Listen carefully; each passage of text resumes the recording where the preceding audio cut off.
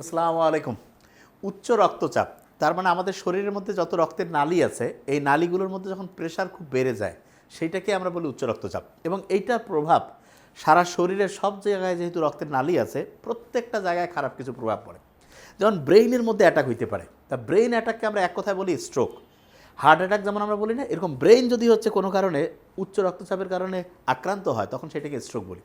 এবং স্ট্রোকের কারণে অনেকে দেখা যায় না যে প্যারালাইসিস হয়ে গেছে, হাত পা চলতেছে না, কানে শুনতেছে না, চোখে দেখতেছে না, এই প্রবলেম হইতে পারে। এবং ভয়ঙ্কর যেটা উচ্চ রক্তচাপের একটা ইংলিশ হচ্ছে হাইপার টেনশন, এটাকে অ্যাডজেক্টিভ করলে হাইপার টেনসিভ। ব্রেইনের একটা ইন্টারেস্টিং নাম আছে, সেটা হচ্ছে সেফালো, হাইপার টেনসিভ এনসেফালোপ্যাথি, এটা হইতে পারে। ব্রেইনের মধ্যে কয়েকটা গর্ত আছে, তার মধ্যে বাম দিকে একটা গর্ত আছে যার নাম হচ্ছে লেফট ভেন্ট্রিকল, সেইটা তার কাজের যে ক্ষমতা সেটা নষ্ট করে ফেলতে পারে, লেফট ভেন্ট্রিকুলার ফেইলিওর বলে। আর কি হইতে পারে, আমাদের যে ব্রেইনটা তার তিনটা স্তর আছে, একটা হচ্ছে ডুরা ম্যাটার, তার নিচে অ্যারাকনয়েড, তারও নিচে সাব পায়াবিটার। অ্যারাকনয়েডের নিচে যেটা আছে সেটাকে বলে সাব অ্যারাকনয়েড, সেইখানে রক্তক্ষরণ হইতে পারে, যেটাকে বলে সাব অ্যারাকনয়েড হেমোরেজ। তার মানে উচ্চ রক্তচাপের কারণে ব্রেইনে চারটা বড় বড় প্রবলেম দেখা যায়। একটা হচ্ছে ব্রেইন অ্যাটাক, যেটা প্রথমে বলছে স্ট্রোক, প্যারালাইজড হয়ে যেতে পারে, চোখে কানে শোনা। কেন এটা হয়?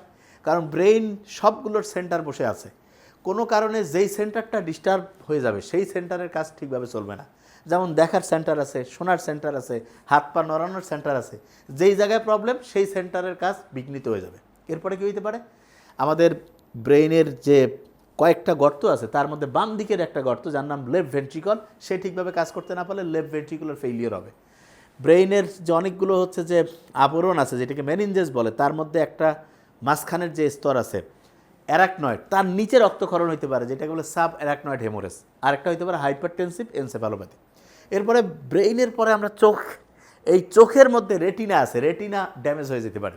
তারপরে কী হইতে পারে, এই প্যাপিলিওডিমা, তার মানে চোখের মধ্যে আরেকটা সমস্যা যেটা আছে, এইখানে দেখা যাবে একদম চোখ, হ্যাঁ, প্যাপিলা যে আছে সেইটার মধ্যে হচ্ছে যে ইনফেকশন হয়ে একদম ভরাট হয়ে গেছে জিনিসটা। তারপরে নিচের দিকে যদি আমি হার্ট আছে, কয় না হার্ট অ্যাটাক করে লোকটা মারা গেছে। যেমন ব্রেইন অ্যাটাক হচ্ছে স্ট্রোক, হার্ট অ্যাটাক এইটাকে আমরা মেডিকেলের ভাষায় বলে মায়োকার্ডিয়াল ইনফার্কশন, এটা হইতে পারে। এরপরে ওই যে কয় না ভাই আমার টেনশনের কারণে বুক ধরার পর হ্যান ত্যান সমস্যা হচ্ছে, হ্যাঁ, শ্বাসকষ্ট হচ্ছে, অ্যানজাইনা পেক্টোরিস। আবার একটু রেস্ট দিলাম তারপরেও তার কমছে না, আনস্টেবল অ্যানজাইনা, এটা হইতে পারে। এরপর আমাদের কিডনি আছে, কিডনির মধ্যে ওই যে রেনাল, যেটাকে আমরা কিডনিকে অন্যভাবে নাম দিতে পারি, রেনাল ড্যামেজ হইতে পারে, রেনাল ফেলিওর হইতে পারে। তার মানে হচ্ছে কারো যদি উচ্চ রক্তচাপ থাকে, রক্তের নালীর মধ্যে যদি প্রেশার বেড়ে যায়, তাহলে মাথা থেকে শুরু করে সারা শরীরের সমস্ত ইম্পর্টেন্ট জায়গায় প্রবলেম তৈরি হয়। বাঁচার বুদ্ধিটা কি? আমরা জানি যে রক্তের চাপ কমতে পারে পটাশিয়ামযুক্ত খাবার খাবো। পটাশিয়ামযুক্ত খাবার কোথায় আছে? যেমন ডাবের পানিতে আছে। এরপরে দেখবো যে ফলমূল যেটা আছে সেটার মধ্যে। তার মানে ন্যাচারাল যেই খাবারটা সেইটার মধ্যে সাধারণত পটাশিয়াম বেশি থাকে, এবং পটাশিয়াম বেশি থাকে মানে রক্তের চাপটা কমে যাবে। আর রক্তের চাপ বাড়ে কেন?